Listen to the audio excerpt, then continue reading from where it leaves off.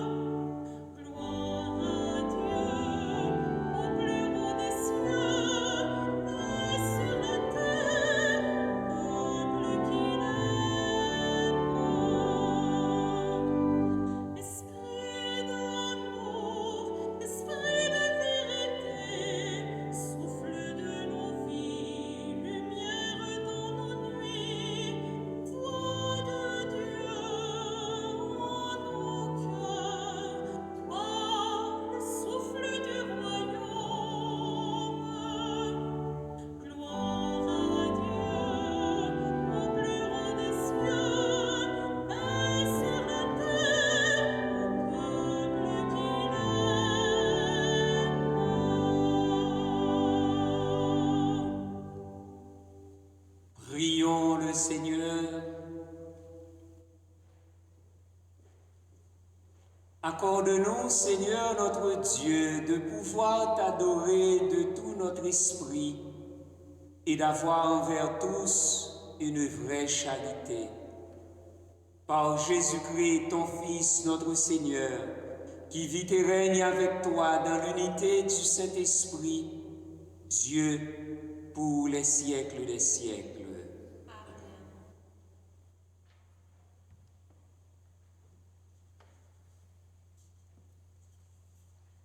Lecture du livre du prophète Jérémie. Au temps de Josias, la parole du Seigneur me fut adressée.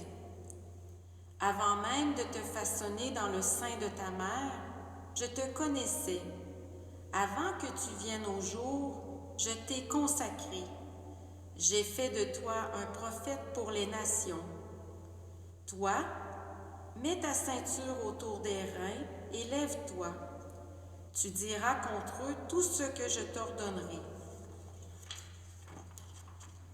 Ne tremble pas devant eux, sinon c'est moi qui te ferai trembler devant eux. Moi je fais de toi aujourd'hui une ville fortifiée, une colonne de fer, un rempart de bronze, pour faire face à tout le pays, au roi de Juda et à ses princes, à ses prêtres et à tout le peuple du pays. Ils te combattront, mais ils ne pourront rien contre toi, car je suis avec toi pour te délivrer, oracle du Seigneur. Parole du Seigneur. Nous rendons grâce à Dieu.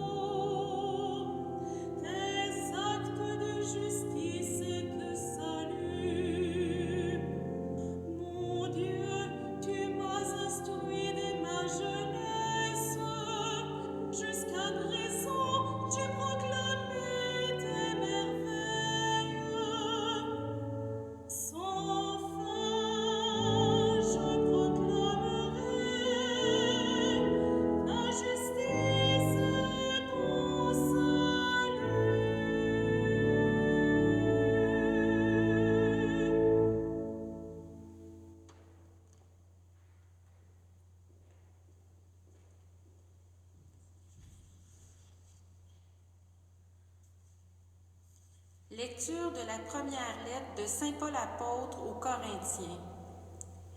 L'amour prend patience, l'amour rend service, l'amour ne jalouse pas, il ne se vante pas, ne se gonfle pas d'orgueil, il ne fait rien d'inconvenant, il ne cherche pas son intérêt, il ne s'emporte pas, il n'entretient pas de rancune, il ne se réjouit pas de ce qui est injuste, mais il trouve sa joie dans ce qui est vrai. Il supporte tout, il fait confiance en tout, il espère tout, il endure tout. L'amour ne passera jamais. Les prophéties seront dépassées, le don des langues cessera, la connaissance actuelle sera dépassée. En effet, notre connaissance est partielle, nos prophéties sont partielles. Quand viendra l'achèvement, ce qui est partiel sera dépassé. Quand j'étais petit enfant, je parlais comme un enfant, je pensais comme un enfant, je raisonnais comme un enfant. Maintenant que je suis un homme, j'ai dépassé ce qui était propre à l'enfant. Nous voyons actuellement de manière confuse comme dans un miroir. Ce jour-là, nous verrons face à face. Actuellement, ma connaissance est partielle. Ce jour-là, je connaîtrai parfaitement, comme j'ai été connu. Ce qui demeure aujourd'hui, c'est la foi, l'espérance et la charité. Mais la plus grande des trois, c'est la charité. Parole du Seigneur.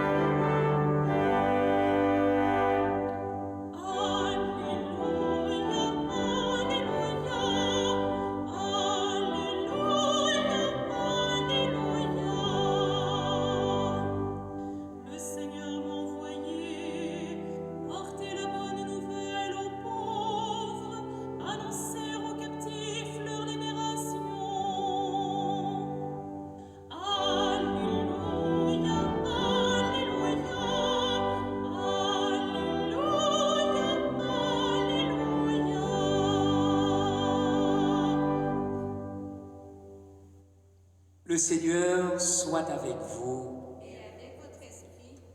Évangile de Jésus-Christ selon saint Luc. Gloire à toi, Seigneur.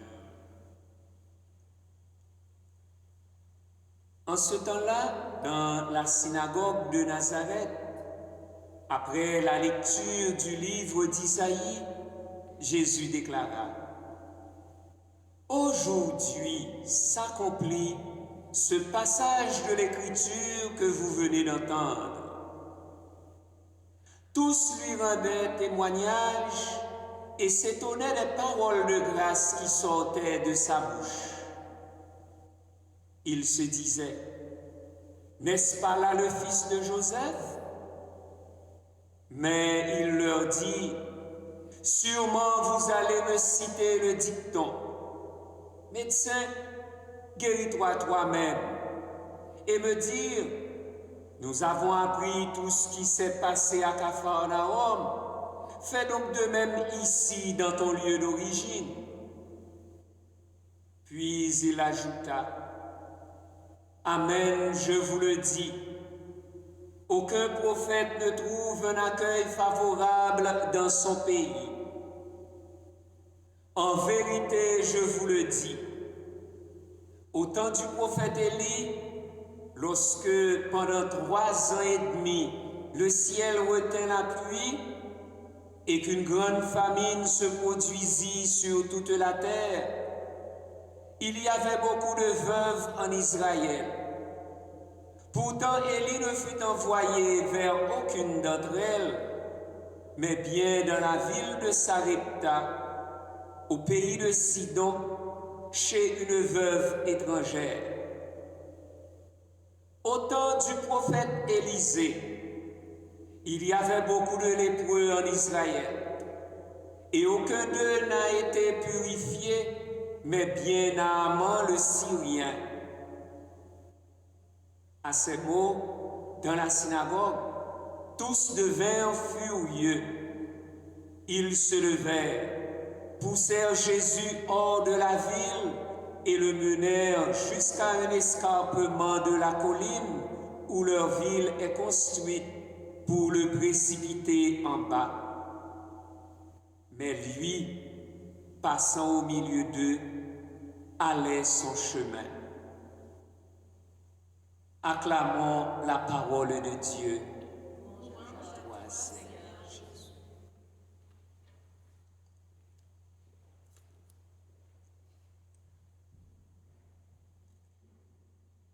De l'admiration au rejet, voilà un scénario humain qui surprend et déçoit. Même Jésus en a fait l'expérience, de la synagogue de Nazareth à la croix. Le discours proclame à Nazareth de dimanche dernier, après quoi Jésus déclara: Aujourd'hui s'accomplit ce passage de l'Écriture que vous venez d'entendre. Semblait tout d'abord être accueilli favorablement par l'auditoire réuni dans la synagogue. Cependant, la suite nous fait découvrir aujourd'hui une réaction différente, une réaction d'hostilité qui aboutit au rejet de Jésus. Ainsi, Saint Luc nous présente cet incident de Nazareth comme le prélude, mais aussi la prophétie du sort réservé à tout prophète, en particulier à Jésus, comme à tout ministre de l'Église. Car l'histoire de Jésus se poursuit dans l'histoire de l'Église. Dans un premier temps, ses admirateurs de Jésus lui rendaient témoignage et délectaient les paroles de grâce qui sortaient de sa bouche.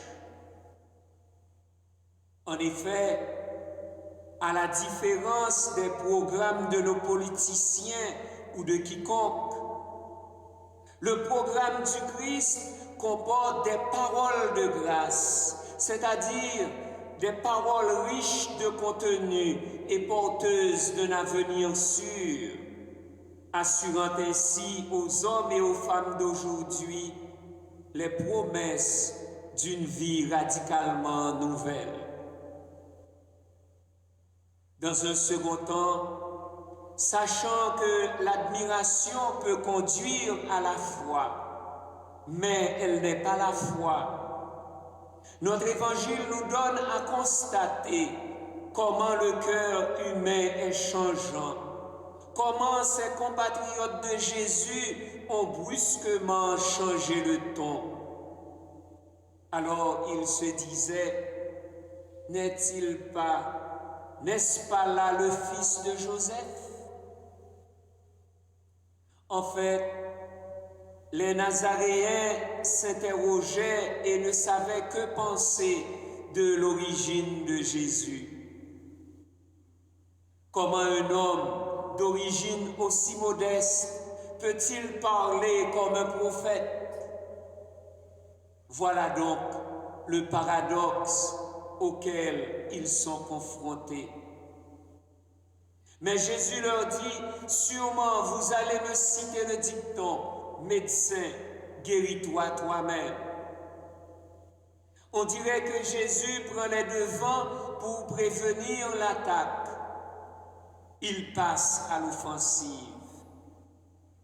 Cette remarque de Jésus, Amen, je vous le dis, aucun prophète ne trouve un accueil favorable dans son pays, témoigne du mauvais accueil que tout prophète rencontre dans son propre pays.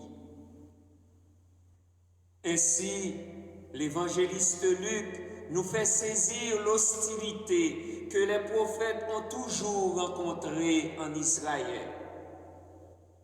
Et l'on peut déjà deviner que ce ne sont pas seulement les Nazaréens qui rejettent Jésus, mais tout son peuple. Et comme Jérémie, selon la première lecture, Jésus ne fait qu'accomplir sa vocation prophétique. Introduite solennellement par « En vérité, je vous le dis », les deux strophes successives, celle du prophète Élie et de la veuve de Sarepta, ainsi que celle du prophète Élisée et de Naaman le Syrien, rappellent chacune un épisode biblique où l'on voyait un non-juif bénéficier d'une faveur divine. Autrement dit, l'ouverture aux païens, voire l'universalisme du salut de Dieu à tous les peuples. Rappelons-le, l'histoire d'Élie multipliant, partant de sécheresse et en pleine famine, l'huile et la farine pour une pauvre veuve à Sarepta est racontée au premier livre des Rois, chapitre 17, les versets 7 à 16. Quant à la guérison de Naaman le Syrien, purifié de sa lèpre parce qu'il a accepté sur l'ordre d'Élisée d'aller se baigner dans le Jourdain, se trouve au 2e livre des Rois, chapitre 5, les versets 1 à 14. D'après le contexte, l'application à Jésus de ces précédents prophétiques veut nous amener à cette évidence. Ses compatriotes passeront après les étrangers, donc après les païens. Ainsi, par ce rappel, Jésus se place dans la même lignée prophétique et situe son ministère en continuité avec le leur sous le signe de l'universalité et du rejet. En face du choix gratuit de Dieu, les liens de parenté ou de voisinage n'offrent aucun privilège. Ainsi donc, en Luc chapitre 8, les versets 19 à 21, Jésus le confirme en disant « Ma mère et mes frères sont ceux qui écoutent la parole de Dieu et la mettent en pratique. » Il devient clair que notre évangile n'oppose pas seulement Nazareth et Capharnaüm, mais bien Israël et les païens. Et Saint Luc conclut cet incident à la synagogue de Nazareth par une scène de violence. Ils se levèrent, poussèrent Jésus hors de la ville et le menèrent jusqu'à un escarpement de la colline où leur ville est construite pour le précipiter en bas. Cette hostilité des gens de Nazareth et leur tentative de meurtre contre Jésus préfigurent en quelque sorte le refus d'Israël et laissent déjà se profiler à l'horizon l'ombre de la croix. Par cette dernière phrase du texte, mais lui, passant au milieu d'eux, allait son chemin, se résume en quelque sorte toute la mission et tout l'itinéraire glorieux de Jésus. Autrement dit, Jésus est passé au milieu des Juifs en prêchant la bonne nouvelle. Il alla vers son chemin, vers Jérusalem, vers le calvaire, mais par là même vers la résurrection, l'ascension et la gloire. Comme l'apôtre Paul l'a si bien souligné dans la 2e lecture, seule la charité nous révélera le visage de Dieu. Alors, face à nos attitudes contrastées d'admiration et de rejet des personnes, face à Jésus-Christ, le prophète de l'amour sans frontières, le Messie, l'envoyé et le Fils de Dieu, comment vous vous situez? Quels sont donc le contenu, la maturité et l'évidence de votre acte de foi en Jésus-Christ et en son Église?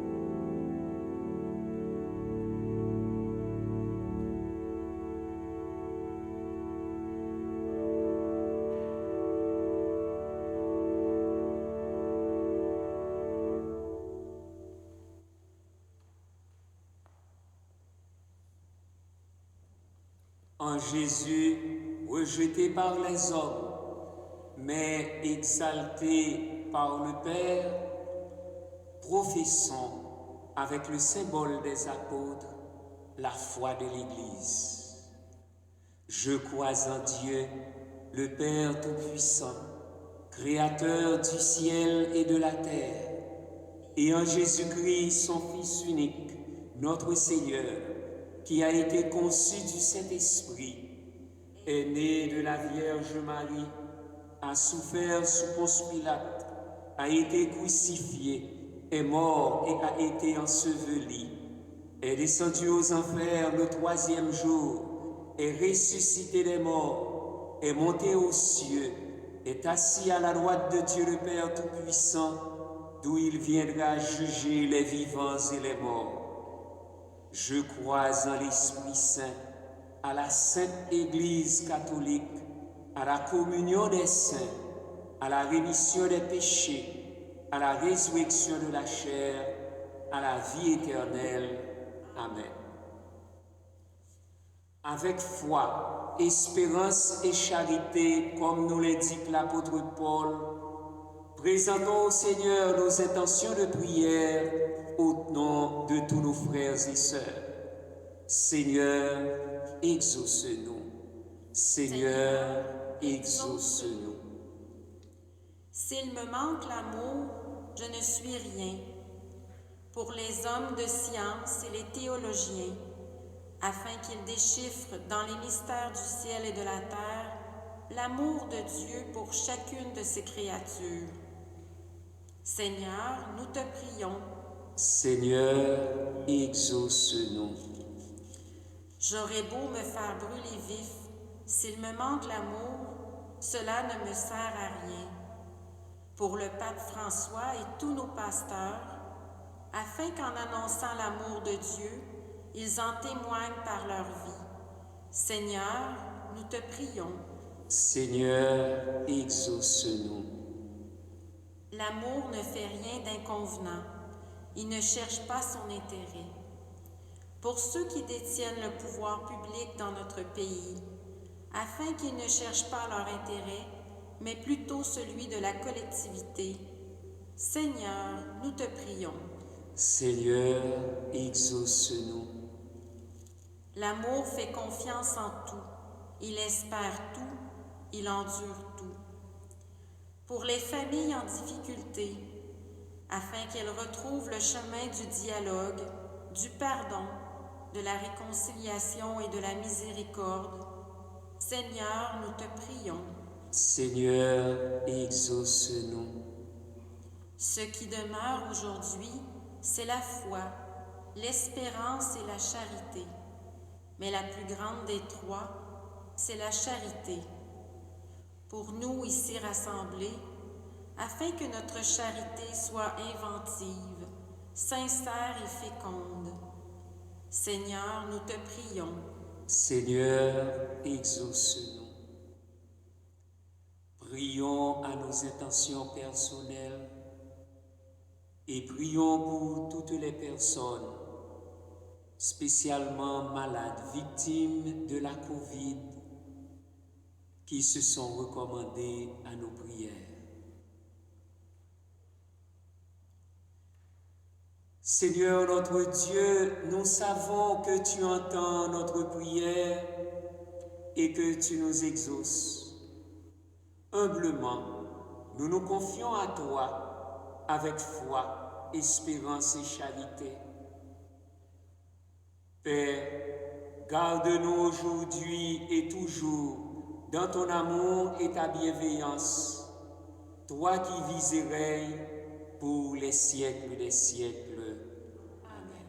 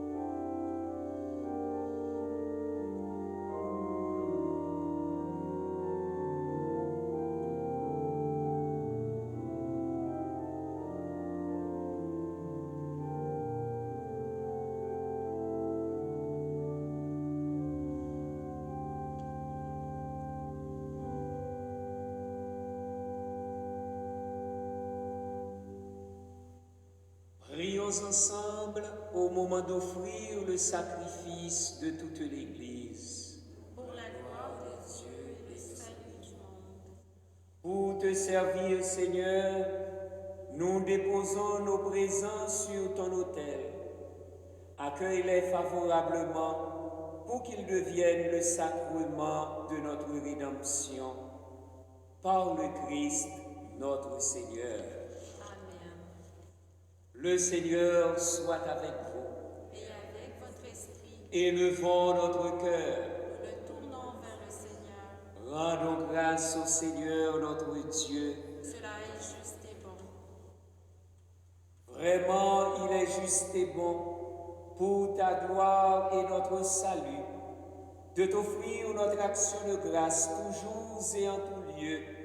Seigneur, Père très saint, Dieu éternel et tout-puissant, toi le Créateur de tous les éléments du monde, Maître des temps et de l'histoire, tu as formé l'homme à ton image et tu lui as soumis l'univers et ses merveilles. Tu lui as confié ta création afin qu'il en soit le gardien et qu'en admirant ton œuvre, il ne cesse de te rendre grâce par le Christ notre Seigneur. C'est pourquoi nous te louons avec tous les anges et dans la joie, nous te célébrons en proclamant.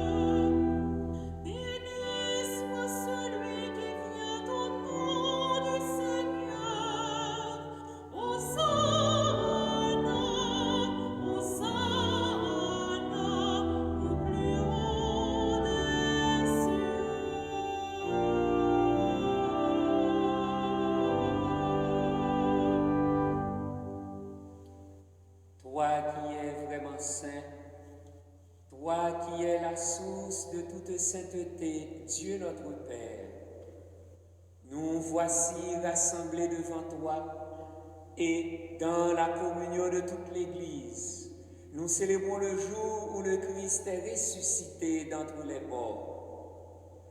Par lui que tu as élevé à ta droite, nous te prions.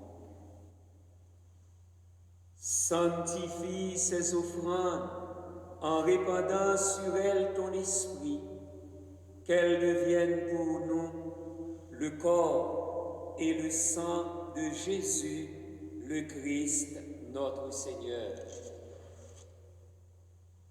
Au moment d'être livré et d'entrer librement dans sa passion, il prit le pain, il rendit grâce. Il le rompit et le donna à ses disciples en disant, « Prenez et mangez-en tous. Ceci est mon corps livré pour vous. »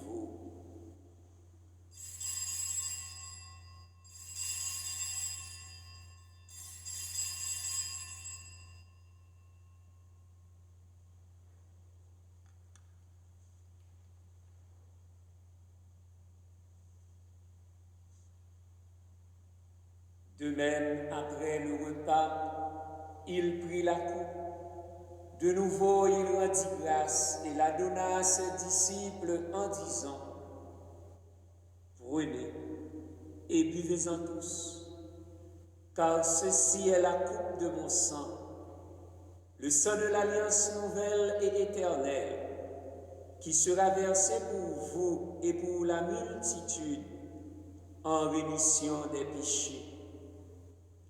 Vous ferez cela en mémoire de moi.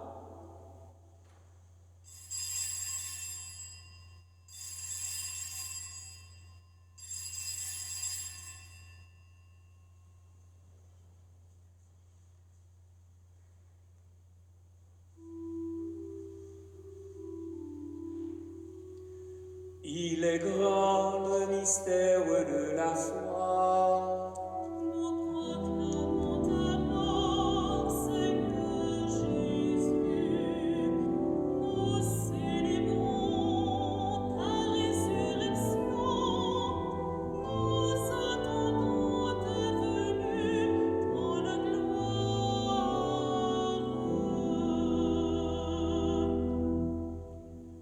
En faisant ainsi mémoire de la mort et de la résurrection de ton Fils, nous t'offrons, Seigneur, le pain de la vie et la coupe du salut. Et nous te rendons grâce, car tu nous as estimés dignes de nous tenir devant toi pour te servir. Humblement, nous te demandons qu'en ayant part au corps et au sang du Christ, nous soyons rassemblés par l'Esprit Saint en un seul corps. Souviens-toi, Seigneur, de ton Église répandue à travers le monde. Fais-la grandir dans ta charité, en union avec notre pape François, notre évêque Christian et tous les évêques, les prêtres et les diacres. Souviens-toi aussi de nos frères et sœurs qui se sont endormis dans l'espérance de la résurrection.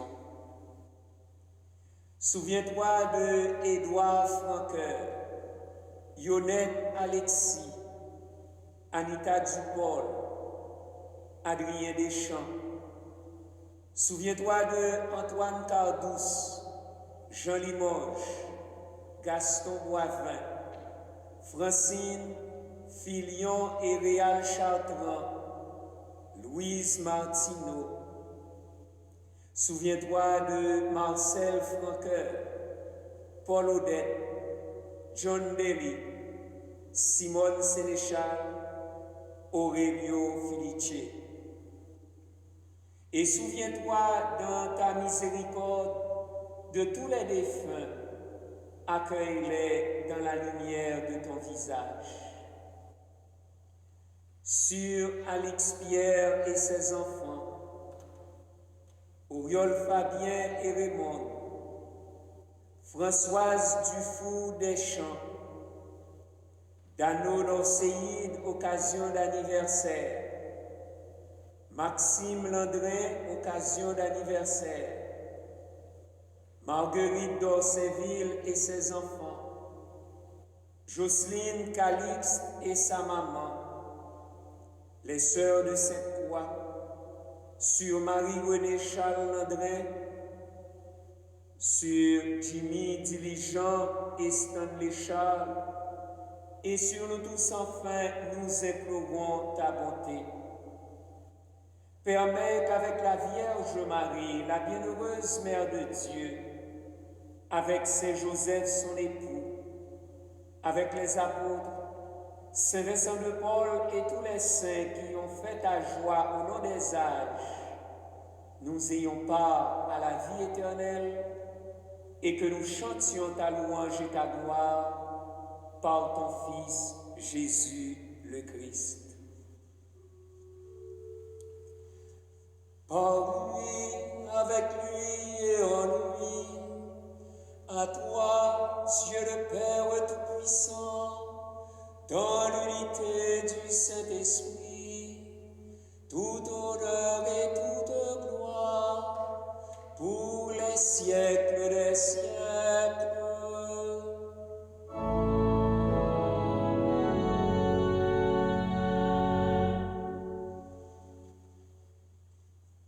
Unis dans le même esprit, nous pouvons dire avec confiance la prière que nous avons reçue du Sauveur.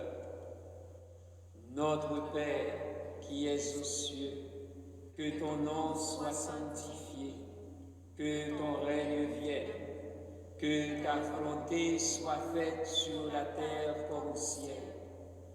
Donne-nous aujourd'hui notre pain de ce jour.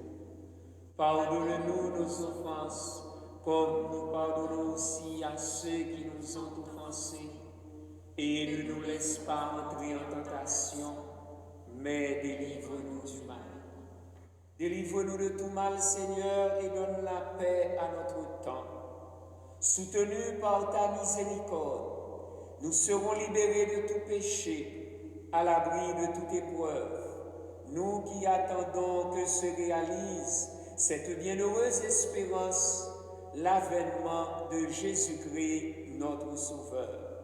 Car c'est à toi qu'appartiennent le règne, la puissance et la gloire pour les siècles des siècles. Seigneur Jésus-Christ, tu as dit à tes apôtres, je vous laisse la paix, je vous donne ma paix. Ne regarde pas nos péchés, mais la foi de ton Église. Pour que ta volonté s'accomplisse, donne-lui toujours cette paix et conduis-la vers l'unité parfaite, toi qui vis et règnes pour les siècles des siècles. Amen.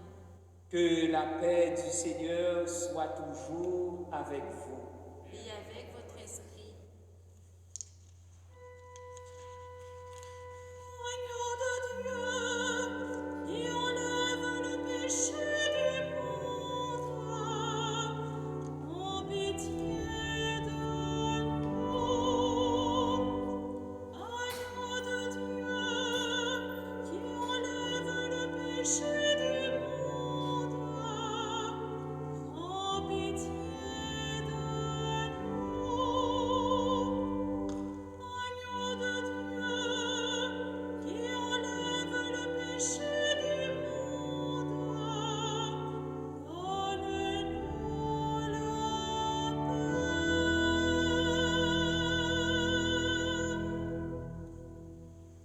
Voici l'agneau de Dieu, voici celui qui enlève les péchés du monde.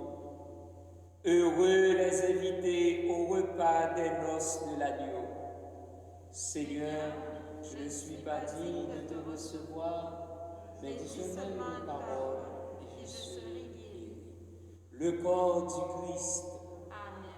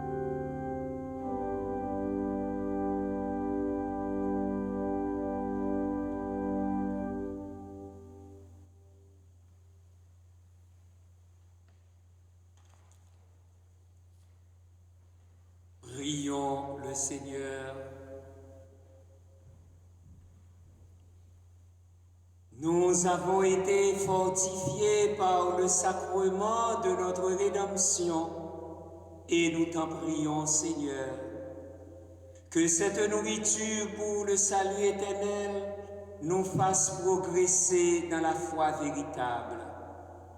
Par le Christ, notre Seigneur. Amen. Un merci à tous ceux et à toutes celles qui nous ont aidés à vivre cette célébration.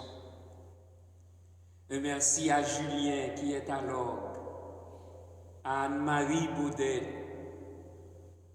notre chantre, à Thérèse, notre sacristine, à Louis, notre caméraman, à Hélène, notre lectrice, et à Richardson, notre servant, ainsi qu'à Alexandre, notre concierge. Un merci à toute l'équipe pastorale. Un merci à tous nos téléspectateurs. Et nous vous portons dans nos prières, particulièrement les paroissiens et paroissiennes de Saint-Vincent-de-Paul. Sachez que nous vous accompagnons quotidiennement dans la prière. Si tout va bien, à partir de mercredi 8 février, nous recommencerons avec les messes du matin à 8 heures. Et dès samedi 12, nous aurons la messe dominicale à 17 heures et le dimanche 13 avec les deux messes 9h et 9h30 et 11h, si tout va bien. Que le Seigneur nous accompagne dans ce cheminement de renouveau et de conversion. Le Seigneur soit avec vous. Et avec votre esprit.